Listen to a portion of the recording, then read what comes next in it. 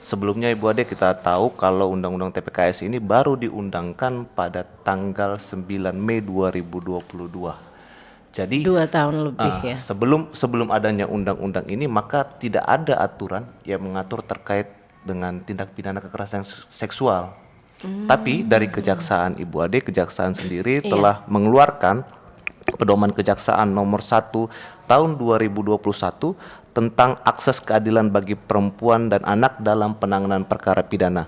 Berarti sebelum adanya undang-undang ini, Kejaksaan sudah memikirkan bagaimana penanganan terhadap perkara yang dilakukan terhadap korbannya itu anak dan perempuan, Anak Ibu dan Ade. perempuan. Makanya terbitlah di tahun 2021 ya. Iya, terbit di tahun 2001. Lebih duluan daripada Undang-Undang TPKS ini. Jadi sebelum adanya aturan TPKS ini, Kejaksaan sudah memikirkan bagaimana nanti keadaan korban anak dan korban perempuan dalam perkara tindak pidana kekerasan seksual, Ibu Ade.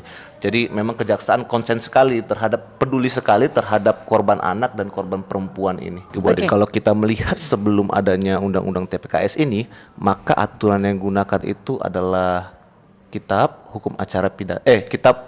Hukum Pidana KUHP, Bu Ade. KUHP. KUHP itu untuk yang korban dewasa, tapi untuk korban anak dia menggunakan Undang-Undang Perlindungan Anak, Ibu Ade. Jadi ada dua aturan sebelum adanya Undang-Undang TPKS ini.